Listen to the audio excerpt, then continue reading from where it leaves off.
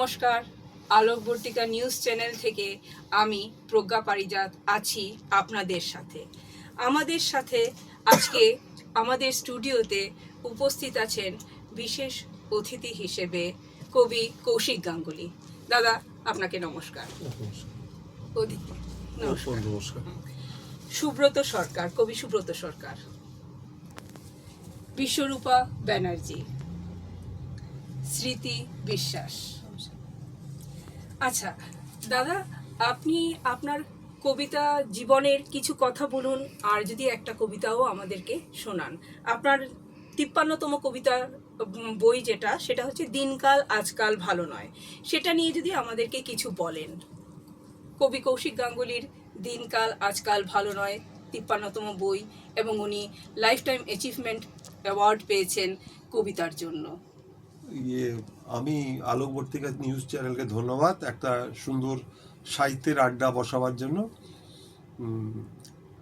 আমরা চাই মানুষের মধ্যে সাহিত্যবোধ, এখন অশুভ পরিবেশের মধ্যে এই সাহিত্যবোধ আমাদের প্রোটেকশন দেবে, মানে প্রতিরোধ ক্ষমতা গড়ে তুলবে, যাতে আমরা খারাপ কাজের বিরুদ্ধে দু চারটে কথাও বলতে পারি, আমাদের প্রেম ভালোবাসা যন্ত্রণার কথাও বলতে পারি, অনেক কিছুই বলতে পারি যেটা আমরা বলতে চাই কিন্তু বলতে পারি না এমনি সময়।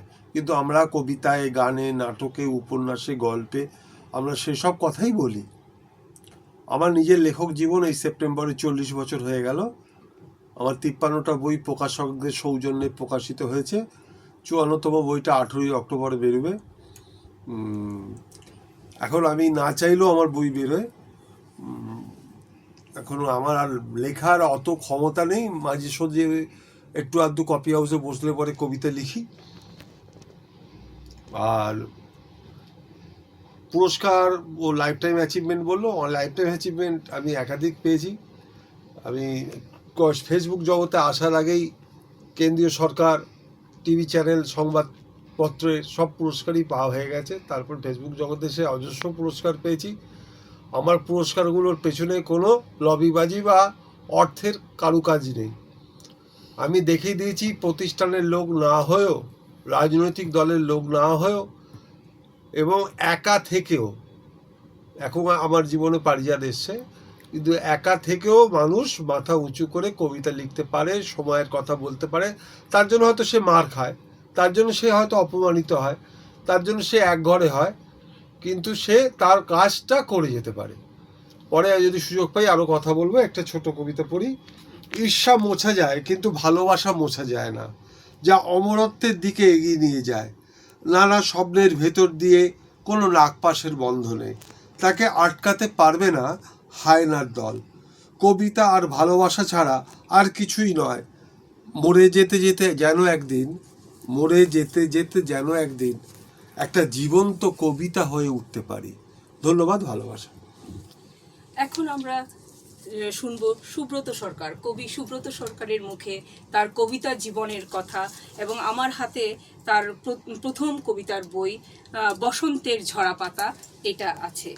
তো সেইখান থেকে একটা কবিতা জীবন কেন উনি বেছে নিয়েছেন সেই কথাগুলো আমরা শুনবো, এবং একটা কবিতাও শুনে নেব।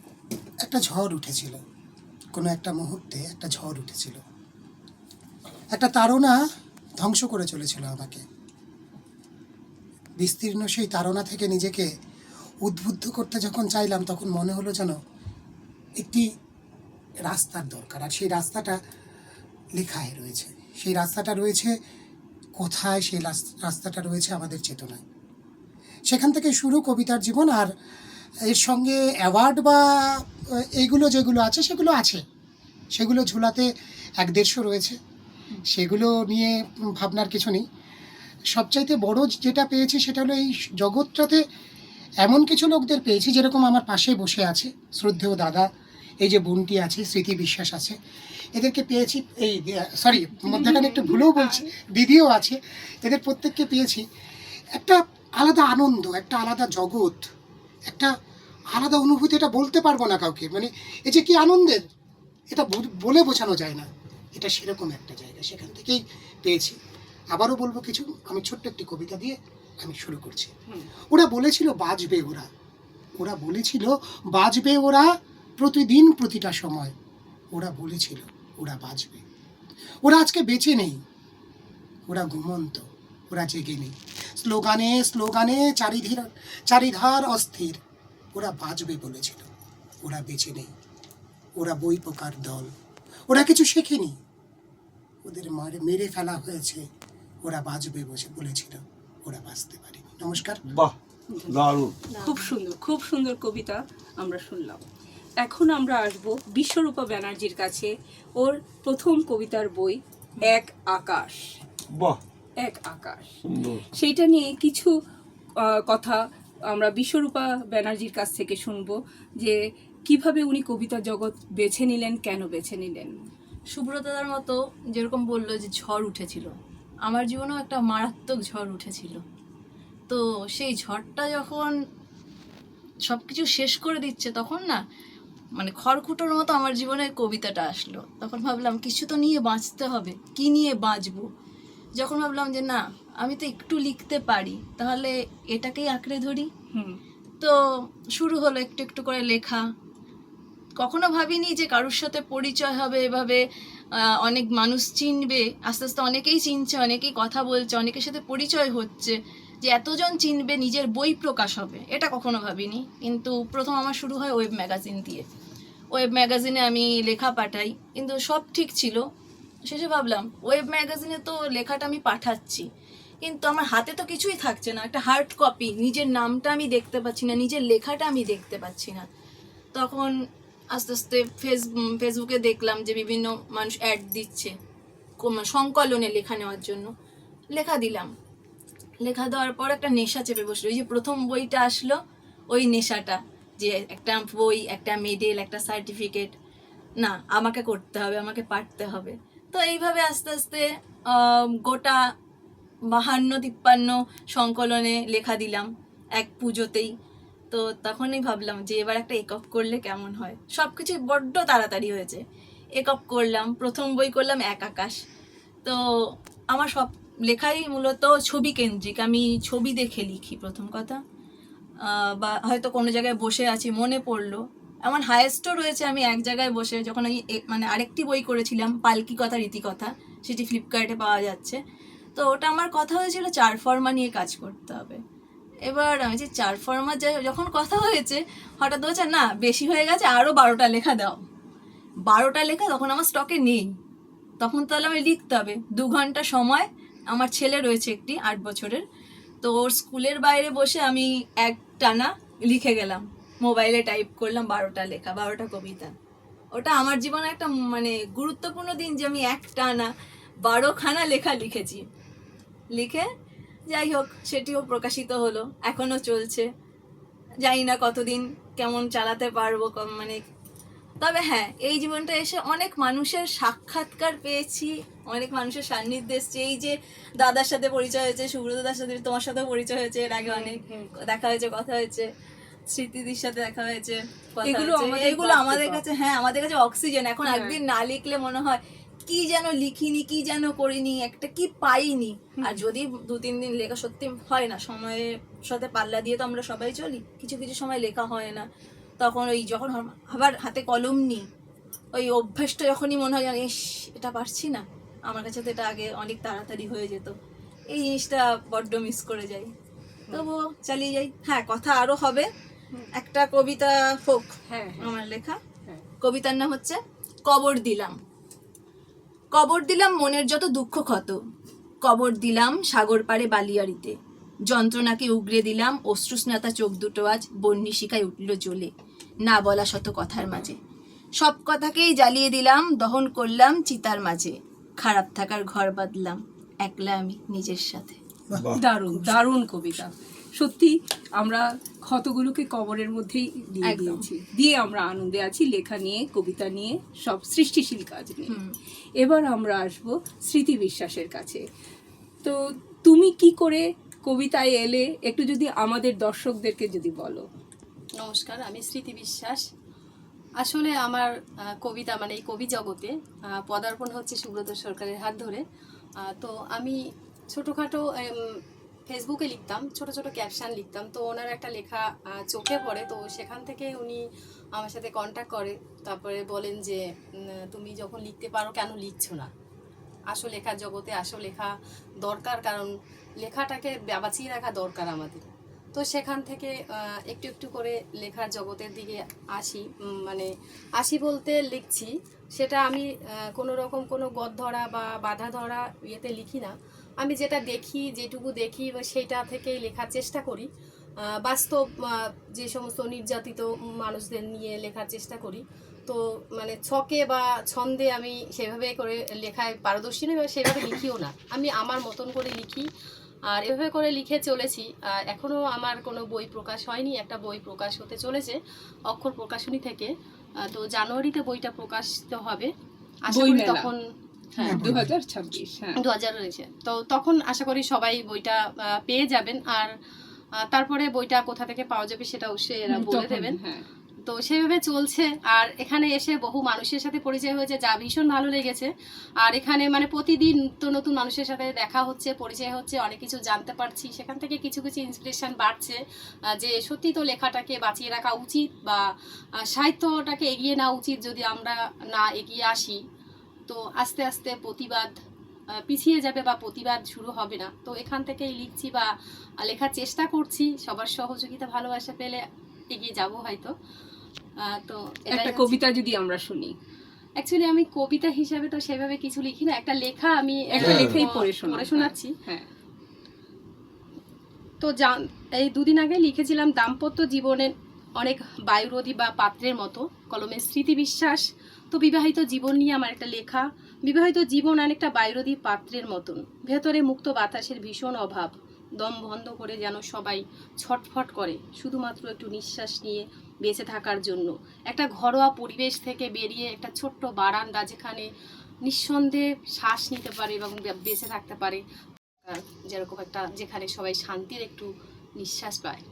দেখেছিস ঠিক। বারান্দা খুব সুন্দর। হ্যাঁ, বারান্দা। খুব সুন্দর, খুব সুন্দর হয়েছে। হ্যাঁ, খুব সুন্দর।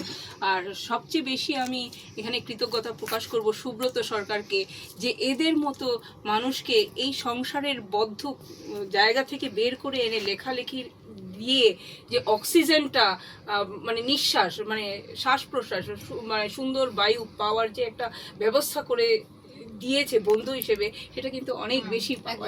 এটা কিন্তু সত্যি কতটা কি করতে পেরেছি সেটা কিন্তু জানি না, তো চেষ্টা, চেষ্টা। হ্যাঁ, কিন্তু চেষ্টা, এটা ভালো দিক। একটা কথা বলি, সবাই লেখা জগতে কিভাবে আসলো বললো ঝড় টর। আমার ঝড় না, আমার জীবনে অপমান আমাকে লেখার দিকে নিয়ে এসেছিল। আমি একটু ডানপিটে ছেলে ছিলাম এবং গ্রুপ থিয়েটার করতাম। তো উচ্চ মাধ্যমিকে আমি একটু পড়াশোনাটা করতাম। এমনি আমাদের বাড়ির সকলেই পড়াশোনা করে, প্রচুর পড়াশোনা করতাম, ফলে আমার বাংলা লেখাটা খুব স্বাভাবিক সাবলীল ছিল।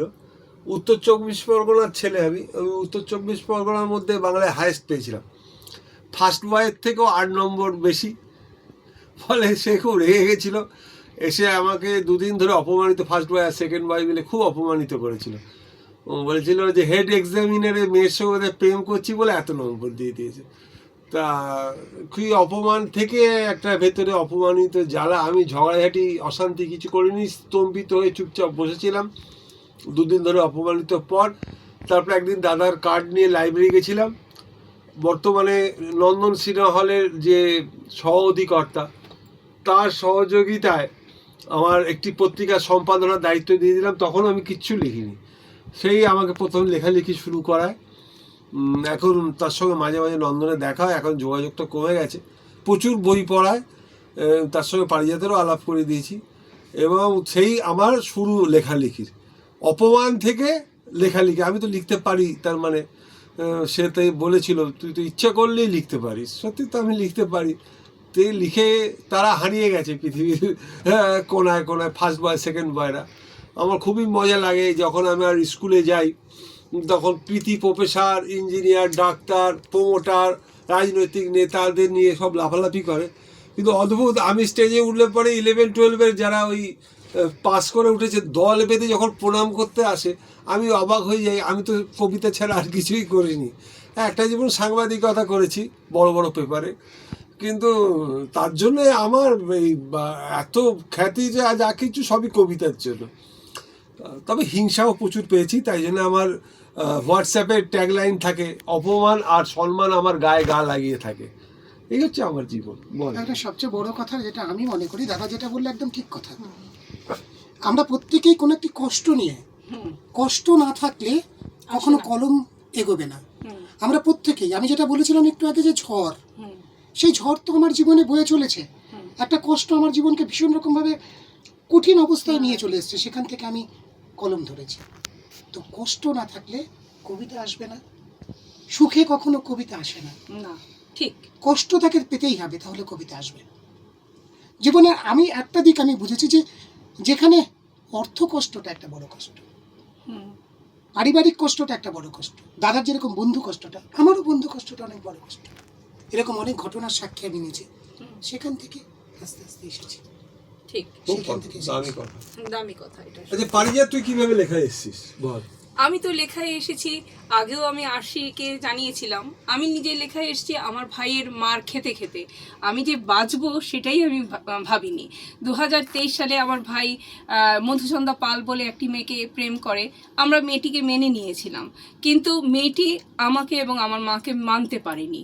সেইখান থেকে আমার ভাই ওরই লাঠিয়াল হয়ে যায় স্বাভাবিকভাবে, আমাকে এবং আমার মাকে বেধড়ক মার এবং খুব খারাপ ভাষায় গালাগাল করা, সেগুলো করতে শুরু করে। সেইগুলো থেকে আমি একবার ভেবেছিলাম 23 সালের নবমীতে, মানে পুজোর নবমীতে আত্মহত্যা আমি করে ফেলবো। কারণ 3 বেলা করে মার খাচ্ছি, বাড়িতে মাছ মাংস ডিম সবই আছে, কিন্তু আমার পেটে ওগুলো পড়ছে না, শুধু মারি খেয়ে যাচ্ছি। কারণ ওর একটা ইচ্ছে ছিল যে আমি যেহেতু অংশীদার আমার বাড়ির, সেই আমাকে যদি সরিয়ে দিতে পারে আমার মা এমনি শেষ। কারণ আমার বোন, আমার নিজের বোন ক্লাস 8-এ পড়াকালীন সময় মারা যায়, জলে সাঁতার কাটতে গিয়ে হার্ট কোলাপস করে মারা যায়। এটা একটা বিরাট বড় বেদনা। সেখান থেকে যদি আমিও মরে যাই, তাহলে আমার মার আর বাঁচার কোনো কি থাকবে না, মানে একটা উৎস থাকবে না। তার মধ্যে আমার বাবাও নেই, তো সেই জিনিসটাকে সে হাতিয়ার করতে চেয়েছিল। তো যে কোনো কারণে হোক লেখার হাত ধরে আমি বেঁচে যাই। তখন কি হয়েছে যে না, আমার এই লাইনটা তো লিখতে হবে, আমি পরে আত্মহত্যা করব। তো এইভাবে করতে করতে করতে করতে আমি বেঁচে যাই, লেখাটাকে ধরে আঁকড়ে ধরে আমি বেঁচে যাই, মানে মৃত্যুকে ফাঁকি দিয়েছি। সেইভাবেই আমিও লেখালেখিতে আসি। এবং তারপরে 24 সালের বইমেলায় আমার প্রথম বই কবিতার বেনু বাজে, মানে শ্রীকৃষ্ণকে অর্পণ করে প্রথম বই আমার প্রকাশ পায়। এবং সেই দিন রাতেও আমার ভাই আমাকে ভীষণ মেরেছিল, এবং মেরেছিল আমার কোমরের হাড়ে। আমার মার কোমরটার হাড় ভেঙে দিয়েছিল ও। মা সবসময় বিছানায় তারপরে শয্যাশায়ী ছিলেন, তো আমাকেও যেন শয্যাশায়ী করে দিতে পারে, তাই কোমরটার দিকে ওর বেশি নজর থাকতো মারের সময়। তো যাই হোক, আমি বেঁচে গেছি, কিন্তু মাকে আমি আর বাঁচাতে পারিনি। মার গায়ে 24 সালের মার্চের 25 তারিখে গায়ে আগুন লাগে, সেটা আমার ভাই আসার পরে। আমি জানি না যে সেই আগুন লাগিয়েছে কিনা, না লেগে গেছে আমি বলতে পারবো না, কিন্তু পিছনে যে ও একটা কারণ, মেইন কালপিট, সেটা আমি বুঝি। কিন্তু একটা সময় সেও ভালো ছিল, অনেক কিছু পরিবারের জন্য করেছে, আমার জন্যও করেছে, কিন্তু দুধের মধ্যে চোনা পড়ে গেছে, আমি আর নিতে পারছি না। সেই থেকে লেখালেখি, এবং লেখালেখির জগতে এসে এই যে বন্ধু বান্ধব সবাইকে পেয়েছি, তারাই আমার পরিবার হয়ে উঠেছে, তাদেরকেই আমি ভালোবেসেছি, সবাইকে ভালোবেসি। মানে আমার কবিতা সাহিত্য জগৎ, শিল্পী জগতের সব মানুষজনদেরকে ভালোবাসি। আমি আরশিকেও খুব ভালোবাসি, আরশির সঙ্গে প্রত্যেক বছর দেখা হয়, এখন তো সব সময় দেখা হবে। তো সেই রকমভাবেই আমি লেখালেখিতে আসি। আজকে আমার কবিতা থাক, পরে আরেকদিন আমি আমার কবিতা নিয়ে আসব, তারপরে যাই আবার বিশ্বরূপার কাছে। আমার ঝড়টা অন্যরকম, বললাম না ঝড়, উনিও বললেন ঝড়ের কথা। আমার ঝড়টা অন্যরকম। আমার ঝড় জীবনে বলতে গেলে উঠেছে আজ থেকে 14 বছর আগে। মানে আমার খুব অল্প বয়সে বিয়ে হয়, তো তখন নিজের পছন্দ বাবা মা দেখে শুনে, মানে দেখে শুনে বলতে অনুষ্ঠান করে বড় করে আচ্ছা, বিয়েটা হয়। তো বিয়ের প্রথম থেকেই শ্বশুরবাড়ির একটা নির্যাতন ছিল, যেহেতু ছেলেটি আমার পছন্দের ছিল এবং সে কিছু করতো না, বেকার ছিল। তো সেইখানে আমি না বাড়িতে কোনোদিনও কিছু বলিনি আমার সাথে কি হচ্ছে না হচ্ছে। আর আমি এমনই একটা মেয়ে, আমি সংসারটা করতে চেয়েছিলাম। আমি এখনকার দিনের মতো মারধর হলো বা কিছু হলো যে চলে আসবো, সেটা আমি করতে চাইনি। মানে সংসারের একটা লোভ ছিল আমার, তো আকাঙ্ক্ষা। তারপরে আমি যাই হোক দিনের পর দিন চলছে, একটার পর একটা। তারপরে আমার বাড়ি থেকে, মানে ও বলতো যে এত টাকা নিয়ে আসো, অত টাকা নিয়ে আসো, মানে টাকার উপর চাপ দেওয়া, এরকম অনেক কিছু হয়েছে। আমার বাবা দেখলো এগুলো, আমার বাড়ি থেকে কিছু জানতো না। আর আমার বাড়ি থেকে এইটুকু জানতো যে আমার তো একটা ছেলে, মানে আমার ভাই রয়েছে, আমার তো একটা ছেলে, আর ওই ছেলেটিও যখন অল্প বয়সে কিছু করছে না, আমাদের ফ্যামিলি বিজনেস, তাহলে ওকে বিজনেসে বসানো যেতে পারে, তাহলে ওর লাইফটা সিকিওর থাকবে, বউ রয়েছে মানে আমি রয়েছি, আমাকে নিয়ে একটা সুন্দর লাইফ কাটাবে। কিন্তু চোরাই না শুনে ধর্মের কাহিনী একটা তো আছেই। ঠিক ঠিক। তো যাই হোক, সেই মানুষটি মানে আমাকে দিনরাত অত্যাচার, তারপরে খারাপ ব্যবহার, অকথ্য গালাগাল হয়েছে, অনেক কিছুই হয়েছে।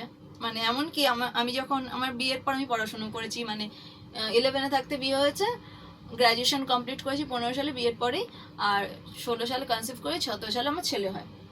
আমি যখন 5 মাসে প্রেগনেন্ট, সেই মানুষটা আমাকে এমনভাবে ধাক্কা দেয়, একটুর জন্য আমি পড়ে যাইনি, তখন আমার 5 মাসে প্রেগনেন্ট আমি। মানে সেই মুহূর্তে আমি পুলিশকে কিছু বলিনি, বাড়িতে কিছু বলিনি। হয় না কিছু দোষ নিজের থাকে, এবং আমি পুরোপুরি তো সেই জন্য তাকে দেবো না, আমি সেটা সহ্য করেছি বলে সে আমার উপর এগুলো করতে সাহস পেয়েছে। ঠিক। তারপরে ছেলে হলো, ভেবেছিলাম হয়তো বাচ্চাটা হওয়ার পরে সে শোধরাবে, হয়নি। ঠিক আছে, তারপরে দেখলাম আর মেনে নেওয়া যাচ্ছে না, কারণ যত ছেলে বড় হচ্ছে ছেলের সামনে মারধর গুলো আসছে। ছেলে 8 বছর, যখন ছেলের 6 বছর, 5.5-6 বছর, ছেলে একদিন বলল, মা বাবা তোমাকে মারে কেন? এটা আমার খুব খারাপ লেগেছিল। হ্যাঁ, আর ছেলে ওই জিনিসগুলো বুঝে গেছিল যে আমার বাবা কিছুতেই কিছু না আমার গায়ে হাত তোলে, কারণ তাহলে এখানে আমি বুঝলাম এখানে থাকলে আমার ছেলের লাইফটা নষ্ট হয়ে যাবে, পুরো বাজে কিছু শিখবে, বাজে শিখবে। তো যাই হোক, তারপরে জানতে পারলাম ওর এক্সট্রা ম্যারিটাল অ্যাফেয়ার রয়েছে বলেই এই জিনিসটা, সম্পূর্ণ এটাতে সাপোর্ট করেছেন আমার শাশুড়ি মা। তো যাই হোক, তারপর চলে আসা 2023-এ সরি, বিজয়া দশমীর পরের দিন বাড়িতে বললাম, কিছু ক্লু পেলাম, বাড়িতে জানালাম, চলে আসলাম, নিয়ে আসলো বাবা। আশ্চর্য লাগে একটা জায়গায়, মানুষটা কোনোদিন আমার ছেলের সাথে কন্ট্যাক্ট করার চেষ্টা করেনি। বেঁচে গেছো, বেঁচে গেছো, মানে ছেলেটাকে নিয়ে টানাটানি করলে তো তুমি আরো কিসে পড়ে যেতে। কিন্তু একজন বাবা তো, তার তো সন্তান, আমার সাথে, আমি পরের বাড়ির মেয়ে, আমার সাথে যা হয়েছে হয়েছে, কিন্তু তার তো সন্তান, একদম। এটা কালেকশন। হ্যাঁ, কিন্তু তার সাথে যোগাযোগ করার কোনো মতে চেষ্টা করিনি। যাই হোক, সেপারেশন লাইফ থেকে এখন আস্তে আস্তে ডিভোর্সের পথে হাঁটছি, কিছু করার নেই, ছেলেটার লাইফটা সিকিউর করতে গেলে আমাকে এটা করতে হবে। ঠিক। তার মধ্যে আমার, যখন আমি একা কি করব, মানে লেখা নিয়ে তখনও কিছু ভাবিনি, আমার এক বন্ধুর সাথে পরিচয় হলো, তখন আমাকে বললো, ও সব থেকে বড় ইন্সপিরেশন আমার লেখার জন্য, আমি বলবো যে আপনি এগোন, লেখাটা নিয়ে এগোন আর চালিয়ে যান, তার জন্য যত ছবি লাগে, যা লাগে আমি আপনাকে দেব। সত্যি আজ পর্যন্ত ওই বন্ধু আমার পাশে আছে, সত্যি একটা হাত দরকার পড়ে যে আমাকে সাপোর্ট করবে, হ্যাঁ, সেই হাতটা আমি একটা বন্ধুর হাত পেয়েছি বলতে গেলে। খুব ভালো, খুব সুন্দর, খুব সুন্দর। কারণ বন্ধুত্বের হাত না হলে বা একটা ভরসাযোগ্য মানুষ না হলে লেখাটাও হয় না। তো এই ঝামেলাগুলো চলতে চলতে, হ্যাঁ, এখন মনে হয় যেটা হয়েছে হয়তো ভালোর জন্যই হয়েছে। ঠিক ঠিক, ভালোর আমার জন্য। এই প্রসঙ্গে একটা ছোট্ট কবিতা হট করে মনে পড়ে বলো গেল। বলো। সেই পড়ন্ত বিকেল আর একটা ব্যালকনি, কফির কাপটা না হয় আজকে ঠান্ডা হয়ে যাক, ক্ষতি কি? তবু একটা পাখি তো আসছিল যে ব্যালকনির পাশে দাঁড়িয়ে আমার মুখের দিকে তাকিয়ে কিছুটা সময় পর পর তার নিজের ভাষায় কিছু বলে গেল। বাহ, একটা ব্যালকনি। দারুণ দারুণ দারুণ। খুব ভালো। তারপরে তোমার একটা লেখা আমরা শুনি, আর কোনো লেখা আছে তোমার একটু জানা আছে? লেখা তো আচ্ছা, অবশ্যই বের করো, আছে। আমি তাহলে বিশ্বরূপার কাছে না, আসি। বিশ্বরূপার কাছে না, ওর জীবনীটা বলে নি। আচ্ছা, ও তাহলে তুমি তোমার জীবনীটাই বলো। আমার জীবনীটা, প্রত্যেকটা মানুষের জীবনে বিভিন্ন রকমের সমস্যা থাকে, আমার জীবনেও আছে, প্রতিটা মানুষের জীবনেই আছে কম বেশি, সেটা দুঃখেরই হয়তোবা। আর সবাই বলে গেছে যে কষ্ট বা বিরহ ছাড়া বা ইয়ে ছাড়া, আঘাত ছাড়া কখনো লেখায় আসে না, এটা একদম বাস্তব কথা। যত মানুষ ধাক্কা খেয়েছে জীবনে, সে তত লেখাতে এক্সপার্ট হয়েছে, এটা আমার মত, মানে আমার মনে হয় এটাই। কারণ মানুষ যত আঘাত পেয়েছে সেই আঘাত থেকেই লিখতে শিখেছে। যে প্রত্যেকটা মানুষের মধ্যে একটা সত্তা আছে, সেটা হচ্ছে লেখার জন্য। যারা লেখা পড়া জানে তারা প্রত্যেকেই লেখে, হয়তো কেউ প্রকাশ করে কলমে আর কেউ করে না, এইটুকু হচ্ছে শুধু পার্থক্য।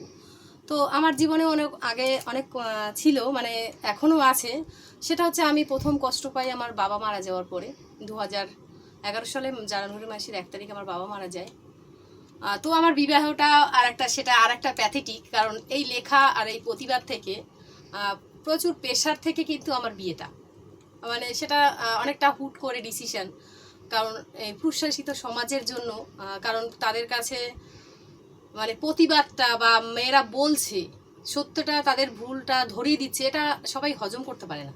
তো সেখান থেকে একতরফা বাই প্রেশার, কারণ এটা আমি কিন্তু থাকলে অনেকটা এখনো সমস্যা হয়েছে। তৈরি হবে, সমস্যা তৈরি হতো, আমি প্রোটেক্ট করতাম।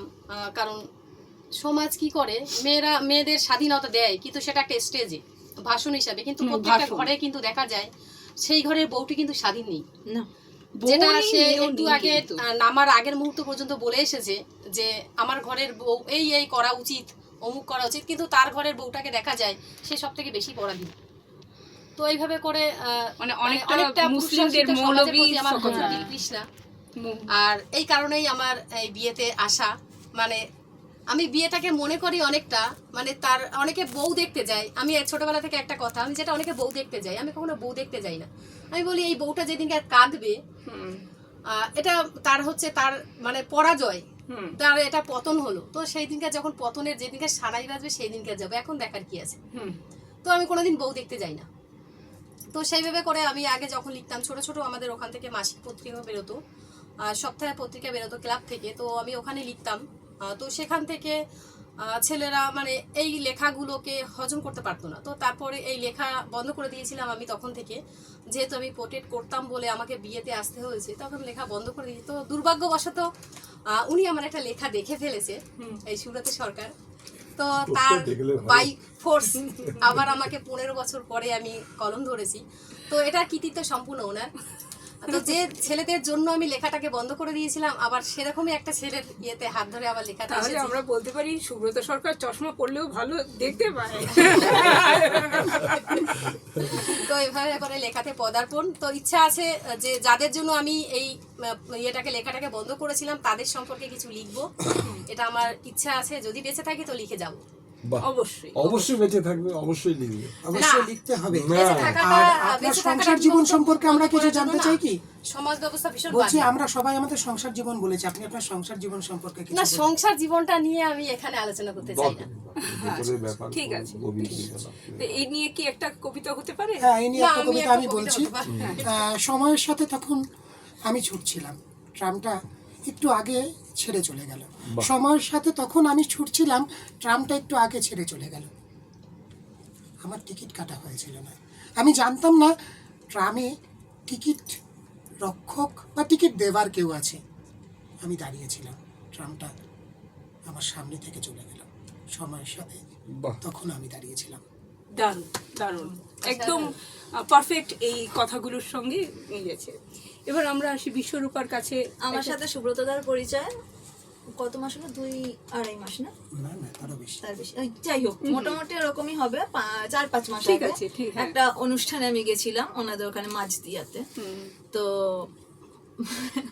সেখানে উনি কবিতা পাঠ করছিলেন। আমার মনে হয় কি আমরা যারা লেখালেখি করি, আমরা যারা লেখালেখি না, মানে অ্যাকচুয়ালি এখন মোবাইলটা এত হাতে হাতে হয়ে গেছে না, একজন কবিতা পাঠ করছে, অপরের যে উল্টো দিকে যে বসে আছে সে মোবাইল ঘাঁটছে, এটা কিন্তু উচিত না। না, হ্যাঁ, কারণ গেছি আমরা সাহিত্য সভায়, আমার তো মনে হয় সেখানে সেই দিকে কনসেন্ট্রেট করা উচিত। তো ওনার মনে হয়েছিল যে ওই সময় অনেকে বসে মোবাইল হিসাবে ঘাঁটছে, একাই পেয়েছিল। অনেকেই মোবাইল ঘাঁটছে, এই মেয়েটি বসে আমার লেখাটা পড়ছে, আমার কবিতাটা শুনছে। তো এসে আমার সাথে কথা বলে। এই আস্তে আস্তে আমাদের দাদা বোনের একটা সম্পর্ক শুরু হয়, কথাবার্তা শুরু হয়, এই চলছে। মানে শ্রোতা দিয়ে শুরু হ্যাঁ, শ্রোতা দিয়েই শুরু হলো। অ্যাকচুয়ালি আমার যেটা মনে হয়, আমরা যারা যখন কবিতা আবৃত্তি করতে চাই, কবিতা পাঠ করতে চাচ্ছি, আমরা কেউ আবৃত্তি করি না, আমরা পাঠ করি। পাঠ করি অবশ্যই, আমরা আবৃত্তিকার নই তো। আমি দেখিয়েছি যেটা, সেটা হলো কোনো একটা অনুষ্ঠানে যে আমরা কিছু করছি, কেউ মোবাইল টিপে যাচ্ছে, কেউ এই বাড়িতে চাল ডালের দরকার, মানে তখনই তো এই- মনে পড়লো। তখনই মনে পড়ছে। একদম একদম মানে তখন এত বিরক্ত লাগে যে আমি কি বলছি সেটা আমি তখন ভুলে যাই যে আমি আসলে কি বলছি। চাল ডালের কথাই তো মনে হয়। সেখানটায় দাঁড়িয়ে বিশ্বরূপাকেই আমি একমাত্র পেলাম যে মন দিয়ে আমার লেখাটাকে শুনছে, আমি কি বলতে চাইছি সেটা শুনছে। বিশ্বরূপা মনে কি আছে কি লেখা ছিল কি মনে নেই, সত্যি অনেকদিন হয়ে গেছে। কি ভালো শুনলে। না শুনেছিলাম, খুব ভালো, উনি খুব ভালোভাবে এক্সপ্রেশন বলেন, এটা তো মানতেই হবে। উনি ভালো লেখেন। তোমার একটা কবিতা আমরা যদি শুনি। ঠিক আছে, আমি কি করে দেখাবো তোমাদের, তবুও দেখাচ্ছি। এইরকম একটা ছবি এটা আমি কিসে পেয়েছিলাম। দেখাও? হ্যাঁ এরকম একটা ছবি আমি পেয়েছিলাম হুম একটি দাদার কাছ থেকে। হুম তো তখন আমার খুব এই গাছের যে শাখাটাকে নিয়ে মনে মানে হচ্ছিল, সদ্য বেরোনো কুড়িটাকে একদম নিয়ে। হ্যাঁ, একদম এইটাকে নিয়ে আমার মনে ছিল কিছু লেখা যাক। হ্যাঁ তখন লিখেছিলাম, একটি শাখার জন্ম, হুম লাগাতার নিম্নচাপ আর ভারী বৃষ্টি, বাড়তে থাকা জোয়ারের জল, রুক্ষ শুষ্ক গাছগুলোতে সবুজ কচি পাতা, দূরে বানভাসী মানুষের কোলাহল। প্রকৃতি আজ সাড়া দিয়েছে ভাই, বুড়ো গাছটির আনন্দের সীমা নাই। বহুদিন পরে একটি শাখার জন্ম, যেন হাত নেড়ে বলে, তোমার কাছে এলাম মাগো। বানভাসীরা অত কিছু বোঝে না, তাদের শুধুই হারিয়ে যাওয়ার শোক। শিশুগুলির খিদের যন্ত্রণা, চারিদিকে চিল শকুনের চোখ। অথই জলে পোয়াতির কষ্ট, ভেসে আসা কাঠ, ভেসে আসা লাশ, স্বামী বুঝি ঘরে ফিরবে, অপেক্ষায় বসে থাকা। কয়েকটা বক তখন মাছের লোভে ডুবে যাওয়া খড়ের চালে বসে খাচ্ছে পোকা। সবুজেরা বলছে, চিন্তা করো না, আমি তো আছি। দূরে চেয়ে দেখো, ভেলা নিয়ে বসে আছে পুব পাড়ার দুলে মাঝি। বয়সটা তার 80-র বেশি হলো, মরণ বাচন খোদার নামে তুলে দিয়ে মাঝি দেখো হাল ছাড়িনি এখনো। হঠাৎ একটি বেনো কাঠের ভেসে আসা, সঙ্গে বিকট চিৎকার, বাঁচাও বাঁচাও। ওই তো ফিরেছে ফিরেছে গ্রামের কিছু গ্রামের নাফারা কিছু বাছা, কেউ আহত, কেউ বা শুধুই দেহ হয়ে। কিছু বন্যা যেমন প্রাণের জন্ম দেয়, তেমন কেড়ে নেয় অসংখ্য প্রাণ। তবে গাছটির বড্ড আনন্দ, সে ভেবেছিল আজ বুঝি তাকেই চিতাকাঠ হতে হবে। একটি শাখা বাঁচিয়ে দিল তাকে।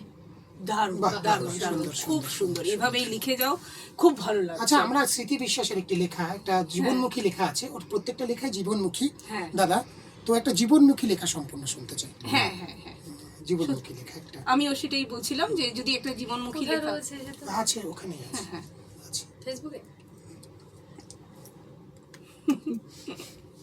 যে কোনো একটি লেখা। আচ্ছা, ও জীবনমুখী ও লেখা। খুঁজে বের করুক। হ্যাঁ। তার মাঝখানে আমরা যদি একটু কবি কৌশিক গাঙ্গুলির কোনো একটা কবিতা দিনকাল আজকাল থেকে আমরা যদি পেয়ে যাই, তারপরে আসবো তোমার কাছে। আমি একটা অন্য কবিতা মাঠে বসে বলছি। যেটা লিখলে ওটা বলবো? হ্যাঁ, হ্যাঁ হ্যাঁ হ্যাঁ, ওটাই বলবে বলবে। দাঁড়াও, উনি বলিনি। নমস্কার। একা তবু একা নই, একা তবু একা নই, ফাঁকা তবু ফাঁকা নই, মাতৃহারা পিতৃহারা তবু পাশে আছেন তারা। তারা ভরা আকাশ জুড়ে আমার কথা বলা, কান্না। ভালোবেসে যে ডাকে সেই তো স্বজন, সেই তো আপন। আর কবিতা প্রিয়তমা, লেখার মধ্যে প্রেম খেলা করে। স্বপ্নরা উকি মারে, ভাবায়, হাসায়, বুকের মধ্যে জ্বলে আগুন। সমাজের বাঁকা মেরুদণ্ডটা আমাকে হারায়, আর দুর্ভাগ্য অট্ট হাসি হেসে চলে। আমি শব্দ খুঁজি সিনেমায়, নাটকে, ছবিতে। একা তবু একা নই, এত কিছু ঘিরে রাখে চাঁদ, সূর্য, পাঠক পাঠিকারা, হাসি, কান্না, স্বপ্ন, হতাশা। তবু আশা রাখি পৃথিবী সুস্থ হবে, বিবেক বোধ ফিরে আসবে, আর হারিয়ে যাবে শূন্যতা। ফাঁকা তবু ফাঁকা নই, একা তবু একা নই। ধন্যবাদ। দারুণ কবিতা, দারুণ কবিতা। এবার আমরা স্মৃতি বিশ্বাসের মুখে শুনে নেব তার জীবনমুখী কবিতা।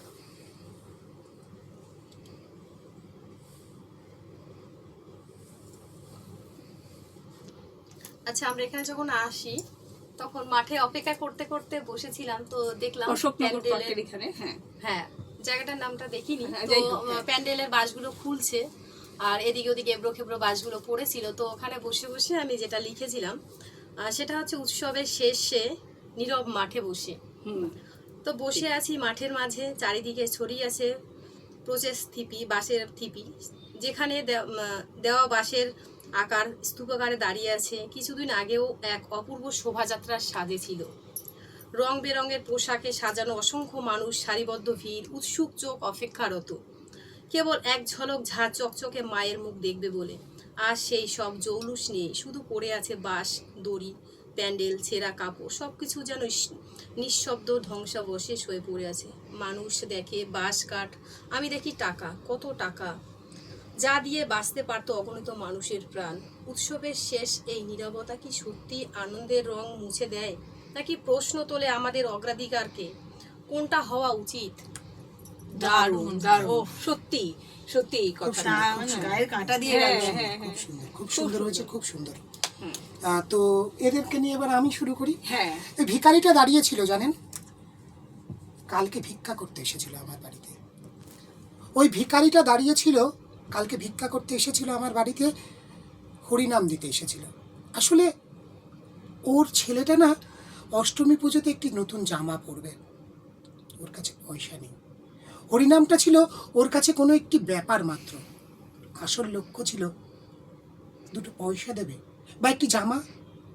ভিখারিটা দাঁড়িয়েছিল, উদ্ঘট মাইকের চিৎকার শরীরটাকে জরা জীর্ণ করে তুলল। বুকের হৃদস্পন্দন বাড়িয়ে ভিখারিটা একটা সময় চিৎকার করে দেবীর দিকে তাকিয়ে বলল, আচ্ছা তুমিও তো মেয়ে, আমিও তো মেয়ে, তবে কেন পার্থক্য? তোমার সন্তানের গায়ে সোনার সব কিছু, আমার সন্তান ছেঁড়া জামা প্যান্টিতে। ভিখারিটা দাঁড়িয়েছিল, একটা সময় সব শেষ। ভিখারিটা একেবারে চুপ, দু চোখ বন্ধ, চোখ দিয়ে জল পড়ছে। ভিখারিটা দাঁড়িয়েছিল, সে হয়তো আর কোনোদিন জাগবে না। দারুণ দারুণ দারুণ, সত্যিই দারুণ, খুব ভালো কবিতা হলো। এবার আবার হ্যাঁ, এবার কৌশিকদা, হ্যাঁ আচ্ছা কৌশিকদা, আমাদের একটা জানবার বিষয় আছে, সেটা হলো কৌশিকদা, এই যে লেখা আমরা লিখি কেন? আমরা লিখি কেন, এটাই আমার জানবার বিষয়। আমরা লিখি কেন? আমরা লিখি কারণ হচ্ছে আমাদের আত্মপ্রকাশের তীব্র ইচ্ছা, নিজেকে প্রকাশ করা, আমার নিজেদের যন্ত্রণা, নিজেদের বেদনা, নিজেদের ভালোবাসা, নিজেদের প্রতিবাদ, সেটাকে আত্মপ্রকাশ করার জন্যই আমরা লেখালেখি করি। নইলে তো আমরা গুমড়ে মরে যেতাম। আমাদের অনেক কথা আছে, না বলা কথা যেটা বলে, এই না বলা কথাগুলোকেই আমরা লিপিকার হিসেবে অক্ষরবদ্ধ করি খাতায় বা মোবাইল, এখনকার দিনে মোবাইলে, সেইভাবেই লেখালেখি শুরু হয়। এমনি আমি তো লিখি ব্যক্তিগতভাবে, সময়ের দিন লিখি, সময়টাকে তুলে ধরি।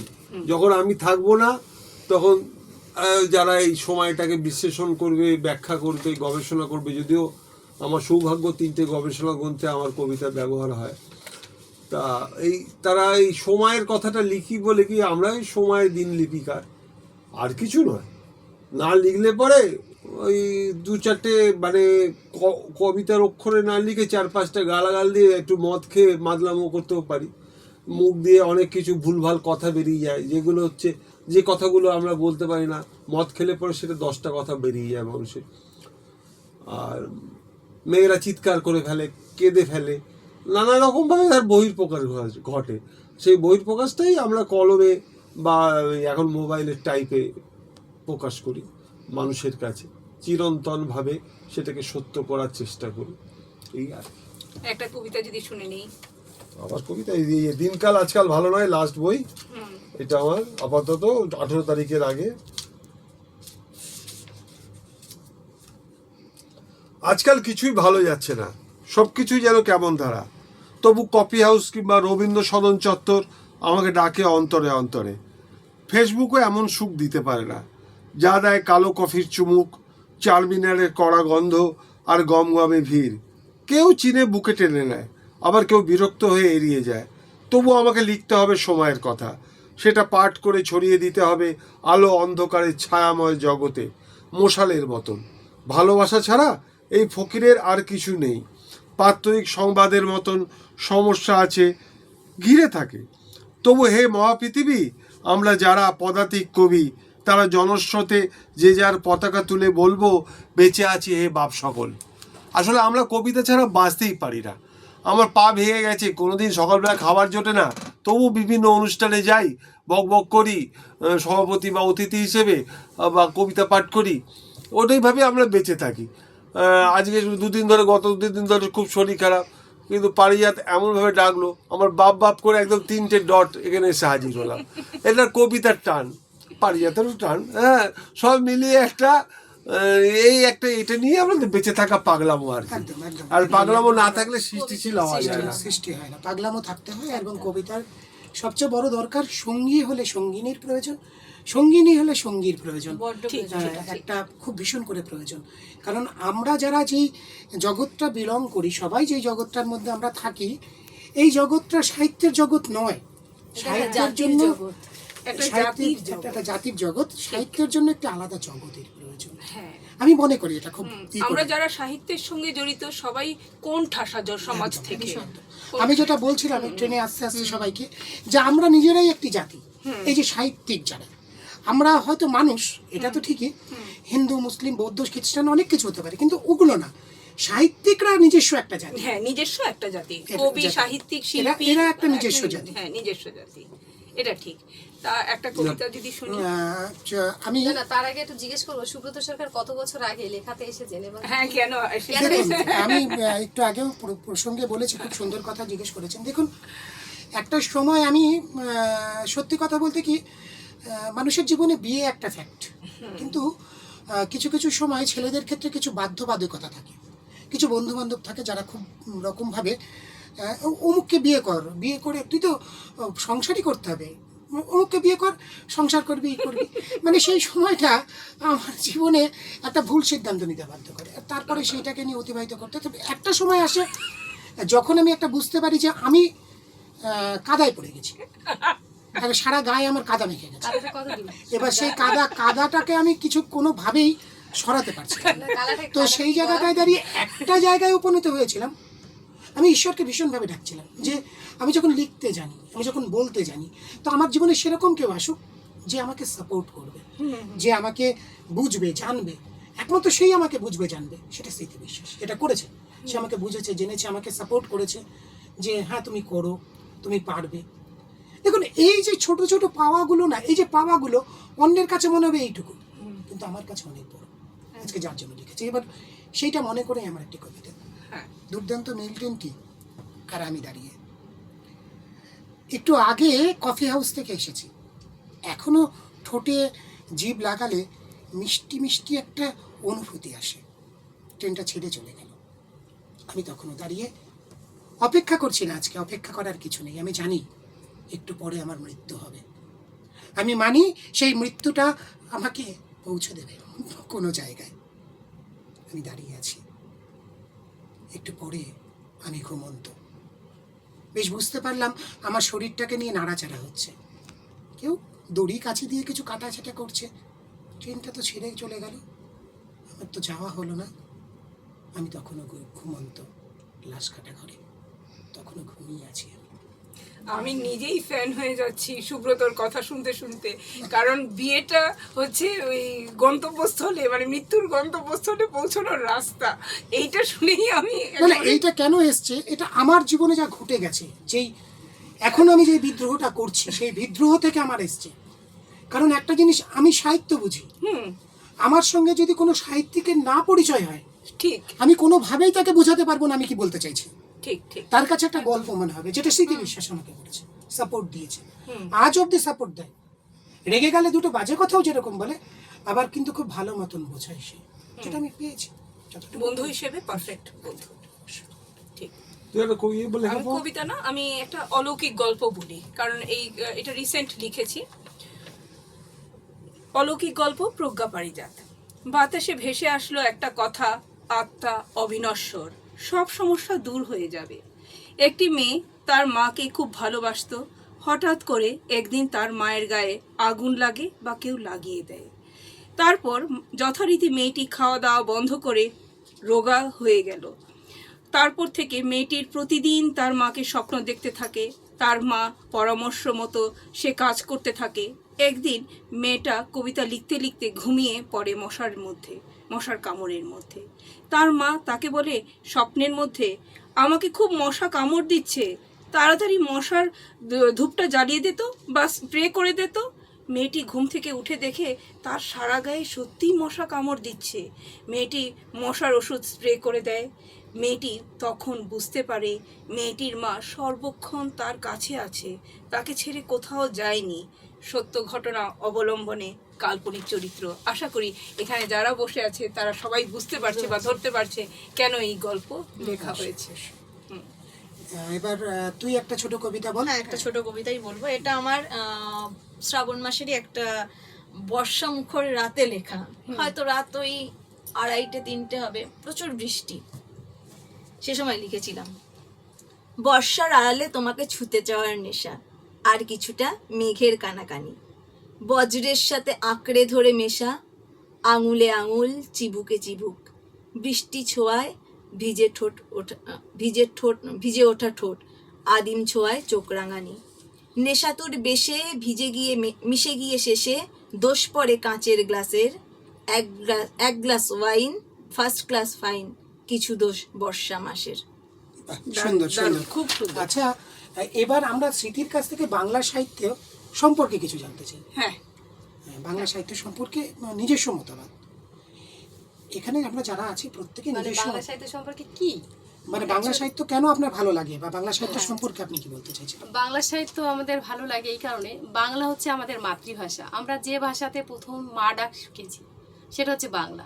তো সে কারণে বাংলা হচ্ছে আমাদের মাতৃভাষা। তো আর আমরা বাংলাতে যতটা সচ্ছল, সবাই যেরকম ইংরেজিতে বলতে বা অভ্যস্ত, কিন্তু সব থেকে আমার মনে হয় কঠিন ভাষা হচ্ছে বাংলা ভাষা। তার উচ্চারণ, তার রীতি, তার নীতি আমার প্রত্যেকটা ভীষণ ভালো লাগে। আমি বাংলাতে এমএ করেছিলাম অ্যাট এ টাইমে। তো বাংলা আমার ভীষণই ভালো লাগে, আর মনে হয় যে বাংলাটাকে বাঁচিয়ে রাখা আমাদের উচিত। এই চকচকে ঝকঝকে ইংলিশের আড়ালে বাংলাটাকে না হারিয়ে আমাদের মাতৃভাষাকে একটা জায়গায় নিয়ে যাওয়া উচিত এবং বাংলাটাকে সচ্ছল বাংলা হিসাবে বাংলাটাকে রাখা উচিত। হ্যাঁ, এটুকুই মানে ধরো এখন যে ভাষাটা চলছে বা অশ্রাব্য গালাগাল যেটা চলছে সেটা থেকে যদি আমরা মুক্তি পেতে চাই, মানে সমাজের কিছু তো কুদিক আছে, সেটা থেকে মুক্তি পেতে গেলে আমাদের এই বাংলা ভাষা চর্চাটা এই বাংলায় থেকে আমাদের করতে হবে। একদম। দাদাই চল নতুন স্বপ্ন দেখি, খুঁজে আনি নতুন দিন, নতুন ভাবনায় দেশটা গড়ি, চির নতুনের সন্ধানে, জীর্ণতার ছাদ ছেড়ে ফেলে দেবো আজ, ধার করে নেব সূর্যটাকে, সেই আলোতে আলোকিত হবে যত মৃত প্রায় যন্ত্রণাগুলো। যাতাই চল একটা নতুন দেশ করি। বাহ, দারুণ দারুণ দারুণ, সাধারণ। সুব্রতর কবিতাগুলো সত্যি খুব ভালো। আমি একটা কবিতা বলবো, সেটা হচ্ছে আমার বলতে গেলে তোমারও একটা লেখা শুনবো। আমার মনে হয় এটা, আমি এটা একটা গল্প লিখেছিলাম, মানে ঘুরে এসে পুরীতে ঘুরতে গেছি। এটার আগে আজকে যেটা লিখেছো তার আগের লেখা। 2005-এ পুরীতে ঘুরতে গেছি, ফেরার পথে একটা গল্প বলবো না, যা দেখেছি তাই লিখেছি যেতে আসতে। কারণ আমার বাবার একটা ছোট ট্যুরের বিজনেস রয়েছে, তো অনেক ছোটবেলা থেকে আমার পুরীতে যাওয়াটা হয়। যখন একদম ছোটতে গেছি তখন ওই যে নদীর যে স্রোতটা, যেতে পারতে রূপনারায়ণ বা দামোদরের যে স্রোতটা দেখেছি। লাস্ট বলবো না, 2007-8-এ যখন গেলাম তখন সেই স্রোতটা নেই, কংক্রিট বেরিয়ে গেছে। একটা জিনিস দেখেছিলাম। তো বাড়ি এসেছি, বাড়ি আসার পর সেই বছরই আমাদের ক্লাবে মানে কালী পুজোর সময় ক্লাবের ছেলেরা এসে বলছে, কি রে একটা লেখা দিতে হবে, মানে তুই লেখালেখি মোটামুটি করিস, একটা লেখা দে। আমি সেরেছে, এই মুহূর্তে আমি লেখা কোথায় পাবো, তো লেখা হয়নি। তো বললো ঠিক আছে তুই ব্যবস্থা কর, আমি আসছি কিছুক্ষণের মধ্যে, এসে নিয়ে যাবো। তো তখন এটা লিখেছিলাম, সেটা আমার প্রথম বইতে প্রকাশিতও করেছিলাম। জ্ঞান হওয়ার পর থেকে, নদীর নামে তোমার পরিচয় কবিতার নাম, নদীর নামেই তোমার পরিচয়। জ্ঞান হওয়ার পর থেকে তোমার সাথে মিশেছি বহুবার, তখন তোমার ভরা যৌবন, আমি তখন শিশু, তাই এক অদ্ভুত ভালোবাসা কাজ করে। তখন আমি হারিয়ে যাই এক অনাবিল আনন্দে, বহু নামে বহু ধামে দেখা হয় আমাদের। কখনো তুমি অজয়, কখনো রূপনারায়ণ, কখনো তিস্তা, তোর্ষা, দামোদর, আরো কত কি। কালের শেষে উন্নত দেশে আমি যখন তোমার শেষবারের মতো দেখলাম, তুমি তখন অনেক বদলে গেছো, বুঝিবা বৃদ্ধ হয়েছ। তোমার সেই প্রাণচঞ্চল উদ্যমতা আর নেই, শরীর আছে মন নেই, নেই সেই ভরা যৌবন যা মানুষকে আকৃষ্ট করে। কত ভাঙা গড়ার সাক্ষী হয়েছ, আর আজ তোমাকে দখল করে গজিয়ে উঠেছে অত্যাধুনিক সভ্যতা। কিন্তু এভাবে চললে তুমি কদিনই বা বাঁচবে? তুমি তো বোবা, কেউ তো বোঝে না তোমার ভাষা। কেউ কি তোমায় বাঁচাবে? কারণ নদী নামেই তোমার পরিচয়। বাহ, সুন্দর, অপূর্ব সুন্দর, অপূর্ব, অপূর্ব অপূর্ব। সত্যি এবার আমরা স্মৃতি বিশ্বাসের পরে দাদার একটা কবিতা শুনবো, স্মৃতি বিশ্বাসের একটা। হ্যাঁ, ঠিক আছে, দেখুন, দেখুন। আচ্ছা, আমি কদিন আগে একটা কবিতা ঠিক বলবো না, একটা লেখা, একজন অ্যাকচুয়ালি শ্মশানে পোড়াচ্ছিল, তো তার পোড়ানোর সাথে তার সাথে কথা হচ্ছিল তখন শ্মশানে বসেই। তখন আমি তাকেই বলছিলাম যে আচ্ছা আমি বললে আমাকে কি দিয়ে পোড়াবি? তো তারপরে হঠাৎ করে আমি বলার হঠাৎ পরে না এই কিছুক্ষণের প্রশ্নটা কেন জন্য করলে? হ্যাঁ? হঠাৎ এই প্রশ্নটা কেন করলে? পোড়ানোর কথা নিয়ে হচ্ছিল, তো পোড়াচ্ছে, শ্মশান রয়েছে, আচ্ছা। তখন মনে হয় মানে মৃত্যু তো অনিবার্য, অনিবার্য। যেটা আমরা আজকে যখন জন্মেছি প্রত্যেকেই মরব, এটা আমাদের চির শাশ্বত একটা বিষয়। তো হঠাৎ করে আমি বলতে বলতে বলে ফেলেছিলাম যে আচ্ছা আমি বললে আমাকে কি দিয়ে পোড়াবি? বলতে বলতে তো হঠাৎ করে না বুকের ভিতরটা কেমন হালকা হয়ে গেল, মনে হলো তাই তো আমি এত সহজে বললাম একটা কথা, হ্যাঁ, কিন্তু হ্যাঁ। কেমন যেন একটা কষ্ট হতে যাচ্ছিল। তো তখন কথা বলতে বলতেই আমি এটা লিখেছিলাম, তো সেটাই আমি তোমাদের শোনাচ্ছি। শেষের দিন, কলমে স্মৃতি বিশ্বাস। কত সহজে বলে ফেলা একটা কথা, আমাকে কি দিয়ে পোড়াবি? বলতে গিয়ে কিছু হলো না, কিন্তু যখন ভাবলাম মনটা হু হু করে কেমন ঠান্ডা হয়ে গেল। সত্যিই তো আর কতদিন আছি, যে কোনো সময়ে ডাক চলে আসবে। এই সুন্দর পৃথিবী যেমন ছিল তেমনই পড়ে রবে, সঙ্গে কিছু যাবে না, পরিধানের থাকা বস্ত্র পর্যন্ত রেখে দেওয়া হবে। এত মায়া, এত নিজের নিজের করে আমিত্ব, সব কিছু শেষে থেকে যাবে, কিছুই আমার নয়। এই শরীর যাকে এত যত্ন করে সাজানো বাঁচানো, কারোর ছোঁয়া থেকে এত প্রসাধনী, এত পোশাকে নতুন নতুন পোশাক দিয়ে আবৃত করা, কিচ্ছু যাবে না। হৃদয়টা ভাবতে গিয়ে দুমড়ে মুচড়ে গেল, শীতল হয়ে গেল ঠান্ডা শীতল স্রোতে। তবু একটা প্রশ্ন থেকে যায়, আমি কি কিছু রেখে যেতে পারবো? এক ফোঁটা ভালোবাসা, এক চিলতে হাসি, নাকি শুধু হিমেল নিঃশ্বাস? খুব সুন্দর, খুব সুন্দর। খুব সুন্দর, খুব সুন্দর। ঠিক আছে, এবার আমরা সুব্রত বলছে একটা কবিতায় আবারও দাদা, চলে যাই। দাদার কাছ থেকে হ্যাঁ, একটা শুনবো, কবিতা চলে যাই। কবিতায় কবিতা মন মানে ময় জীবন হোক, কবিতা ময় আড্ডাটা। ও আমি কবিতার হোল টাইমান, আমি কবিতায় লিখি সারাদিন। হ্যাঁ। আচ্ছা, যখন আমি জানলাম তুমি ঈশ্বরের সাথে কথা বলো, তখন আমি অবাক হইনি। শুধু বলেছিলাম ঈশ্বরকে কফি হাউসের কালো কফির স্বাদ দিয়েছো কি? যখন আমি জানলাম তুমি তোমার চেয়ে ছোট মেয়ের প্রেমে হাবুডুবু, হিংসা করিনি তোমায়। শুধু বলেছিলাম তুমি কি চুম্বনেও চারমিনারের গন্ধ খুঁজে পেয়েছিলে? যখন আমি জানলাম তুমি শুধু আজীবন কবিতাই লিখতে চাও, তখন কোনো কষ্ট পাইনি দিব্যি। শুধু বলেছিলাম কবিতা তো তোমাকে অর্থ দেবে না, শুধু পাবে যন্ত্রণা। তুমি কি কোনো কবিতার পরশপাথর ছুঁয়েছ? যখন আমি জানলাম তুমি ঈশ্বরের সাথে কথা বলো, তখন আর অবাক হইনি। দারুণ, বাহ, বাহ, বাহ, দারুণ, সুন্দর, দারুণ। সুন্দর, সুন্দর। এবার আসবো আবার সুব্রতর কাছে। হ্যাঁ, এবার এইটা দিয়েই আমরা শেষের দিকে কি করব? বিদায় তুমি চাইছো, সেদিন টেলিফোনে জানতে চাই বললাম। বিদায় তুমি চাইছো, সেদিন টেলিফোনে জানতে চাইলাম। তুমি বলছো কবি তুমি ভুল বলছো না তো বাংলায়?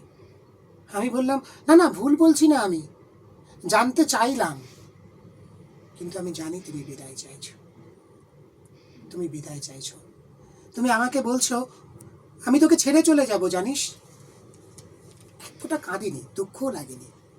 আমি জানতে চাইলাম, তুমি চুপ করে থাকলে। কিছুক্ষণ পর তোমার বলা কথা আমাকে তীক্ষ্ণ বিদ্ধ করে গেল।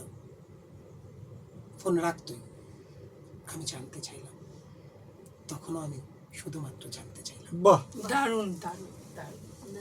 হ্যাঁ, মানে এইগুলো শোনার পরে আমার নিজের এই আড্ডাটা থেকে বেরোতে আমার নিজেরই ইচ্ছা হচ্ছে না, অথচ আমি এই আড্ডাটা সঞ্চালনা আমি করছি। তো অন্যরকম এই আড্ডাগুলো। একদম। আরেকটা পড়ে ফেলো, আরেকটা আচ্ছা কবিতা আচ্ছা, পড়ে ফেলো। ঠিক আছে, আমি এই কবিতাটার সাথে তোমার যদি তৈরি থাকে, কিছু আছে তৈরি? আছে আছে। এই আরেকটা তৈরি করে নাও, আর তারপরে তোমার দিয়েই আমি শেষ করবো। আচ্ছা, আর একটা কবিতা আমি করছি। কবিতাটার নাম হচ্ছে নাম। হুম। ভাবছি নিজের নামটা পাল্টে ফেলবো। যদি মৃত্তিকা হই, শুষে নেব তোমার যত দুঃখ কষ্ট। যদি প্রকৃতি হই, সাজিয়ে দেব, গুছিয়ে নেব, দূর করে দেব তোমার যত একাকিত্ব। যদি কাকন হই, বাজবো অহরাব। যদি হই নাম না জানা জঙ্গলি ফুল, নিজেই না হয় নামটা দিও। অথবা হই যদি শেষ বসন্তের কোকিল, গান শুনিয়ে মনটা তোমার রাখবো ভালো, কথা দিচ্ছি। বাহ। আবার যদি হই কখনো দূর পাহাড়ের পাগলা ঝোড়া, ঝর্ণা হয়ে বাসবো ভালো, আষ্টে পিষ্টে বাঁধবো তোমায় আমার ভালোবাসার ছোঁয়ায়। আর যদি কিছু নাই হতেই পারি, তোমার জীবনের শেষ নারী হব, একটু না হয় ভালোবেসো, একটুখানি আদর করো। ঠিক আছে। বাহ, বাহ। আর খুব সম্পূর্ণ সুন্দর। এই কবিতা হলো না, আমার কবিতা জীবনের প্রত্যেক কটা কবিতা, এবং এই কবিতাটা আমি এই কবিতার বইটা আমি যাকে উৎসর্গ করেছিলাম, আমার খুব প্রিয় বন্ধু ভাস্কর ব্যানার্জিকে, ওকে ধন্যবাদ জানাবো যে এইভাবে আমার কবিতার পাশে এবং আমার পাশে থাকার জন্য। ও না থাকলে এত কিছু সম্ভব হতো না কখনোই। হ্যাঁ, মানে নিজেকে মেলে ধরাটা সম্ভব হতো একদম, না। একদম। হ্যাঁ, ঠিক ঠিক। কারণ এই জন্য এইটা অন ক্যামেরা তুমি বলেছো এবং ওনার নামটা স্বীকার করেছো, একদম। Thank you for that. মানে কারণ আমাদের মধ্যে সত্যতা থাকা দরকার, সত্য স্বীকারের ক্ষমতা থাকা দরকার, এটা আমি শিল্পী হিসেবে মনে করি। হ্যাঁ। আর আমাদের কাছে মঞ্চটাই অন্যরকম। একদম। আর সঙ্গে সঙ্গে আমার ছেলেও খুব ভাবে সাপোর্ট করে আমি যে লেখালেখি করি। এটা তো তোমার পরম পাওয়া, মানে হ্যাঁ, একদিক হ্যাঁ, ভেঙেছে আরেক দিক করেছে। একদম। এবং আমার ছেলেরও মোটামুটি 3টে সংকলনে, গত বছর বইমেলা সংকলন থেকে ওর লেখা শুরু হয়েছে, বাহ। কবিতা লেখেও গল্পও লেখে। হুম। তো এই পর্যন্ত 3খানা তো হয়ে গেল, লেখা পাবলিশ করানো হলো। করতে থাক। হ্যাঁ, করতে থাক। পরে একদিন আমরা স্টুডিওতে বাচ্চা শিল্পী হিসেবে আমরা ওকে দেখব অবশ্যই। তারপরে তোমার স্মৃতি আচ্ছা, বিশ্বাস। আমি আর একটা লেখা পড়ছি, সেটা হচ্ছে দেশের অবস্থা। কলমে স্মৃতি বিশ্বাস। কর্মসংস্থান নেই বললেই চলে, মানুষের কাজের কোনো হদিশ নেই। দিন দিন বাড়ছে জনসংখ্যা, পেট বাড়ছে, খাদ্য কমছে, জমি কমছে, বাড়ির বাড়ছে।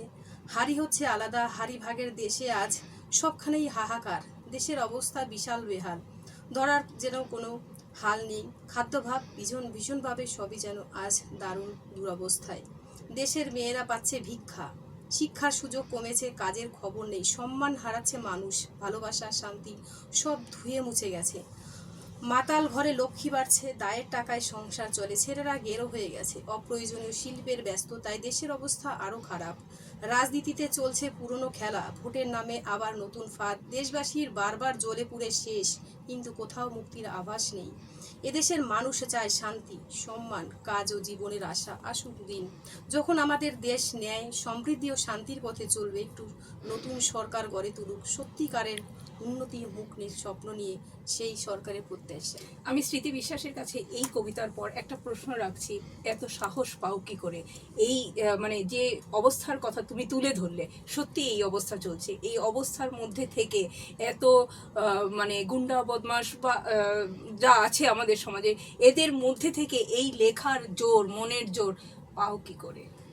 এটা জোরটা আমার আমাদের চিরাচরিত দর্শকদেরকে। বলতে পারো ছোটবেলা থেকে, কারণ ছোটবেলা থেকে আমি স্পষ্টবাদী, হুম। স্পষ্ট কথা বলতে ভীষণ পরিমাণে পছন্দ করি।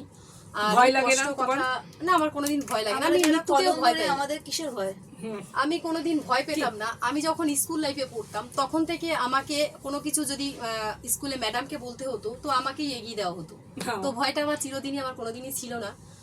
আর এই ভয় নিয়েই বলেই আমি কিন্তু আজকে এই জায়গাটায়, হ্যাঁ, right. কারণ প্রশাসন বা রাজনীতি নিয়ে কিছু বলবো না, হ্যাঁ। কিন্তু প্রতিবাদ আমার রক্তে রয়েছে, আর প্রতিবাদ আমি শেষ রক্তবিন্দু পর্যন্ত করবো। তোমার প্রত্যেকটা কবিতা খুব সুন্দর হয়েছে, ওরও কবিতাগুলো খুব ভালো লেগেছে, সময়ের কথা সময়ের ধরে তুলে ধরেছো। আর সুব্রতর কথা তো মানে অসাধারণ। হ্যাঁ হ্যাঁ, সুব্রত অসাধারণ। অসাধারণ। হ্যাঁ, আমার বলারই অপেক্ষা রাখে না, খুব ভালো একটা কবিতা হয়ে যাক। অনুষ্ঠানটা শেষের মুহূর্তে, তো যাবার সময় তোমরা যারা এসেছিলে আমার সঙ্গে দেখা করতে, তারা কি বৈকুণ্ঠে যাবে নাকি? না থাক, তোমাদের জন্য আর কিছু বলবো না, তোমরা বৈকুণ্ঠে যাও।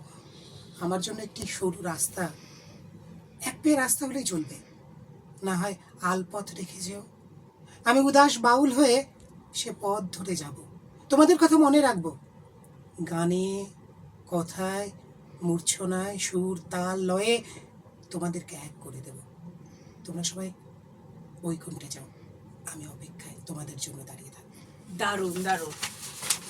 সবাইকে এখানে যারা আছে প্রত্যেকে আমরা প্রতিবাদী কবি, চরিত্র, মানুষকে ভালোবেসে মানে প্রেমিক কবি হয়েও আমরা প্রতিবাদ করছি সমাজের মঙ্গলের জন্য, সমাজের মানুষের মঙ্গলের জন্য। সমাজের মানুষের মঙ্গল হোক এই কামনাই আমাদের এই আড্ডার মাঝখান থেকে আমরা রাখবো, কারণ প্রত্যেকেই সমাজের কথা তুলে ধরেছে।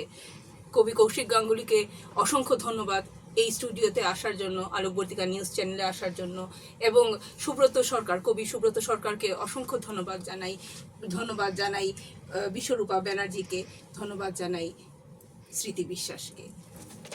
নমস্কার। নমস্কার। আমরাও আলোকবর্তিকা নিউজ চ্যানেলকে ধন্যবাদ জানাই। ধন্যবাদ। একদম।